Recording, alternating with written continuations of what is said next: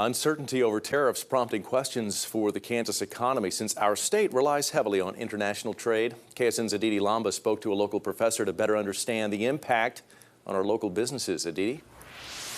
Jeff, in 2024, Kansas exported a record $14.4 billion of goods to the world. That's according to the United States Trade Representative. The most exports went to Mexico, Canada, Japan, and China. I spoke with a professor of international business at Wichita State, who told me Kansas is one of the most trade-dependent states in the country. Now, with retaliatory tariffs being placed on U.S. exports, he says our exports will become more expensive, leading to foreign countries buying less, affecting large industries like aviation and agriculture, who export significantly in Kansas. He feels that could lead to job losses in the long run. 1 out of 6 of all jobs in Kansas are indirectly based on international trade. So this is critical for us. And it's not just large companies. Over 3,000 Kansan companies actually export. More than 80% are small to medium enterprises. He says businesses are uncertain about what's going to happen next, and he feels this uncertainty can lead to lower levels of investment in workforce and products.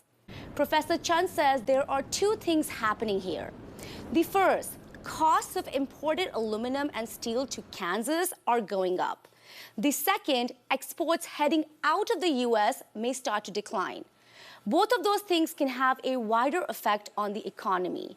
He says this could lead to many businesses making tough decisions, and some may not be able to sustain themselves in the long run. Exporting, importing is not just for larger companies. The vast majority of companies that import and export are smaller companies that are highly vulnerable to fluctuations in the trade environment.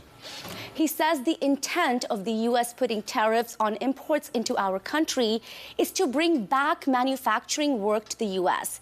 He says that may be possible with time, but says it's going to be difficult for a small company as they may not have the resources to pursue that. He says there are a lot of questions about what happens next. We could see lobbying to reduce tariffs or an effort to create foreign trade zones to allow products to enter the U.S. without extra costs. But only time will tell.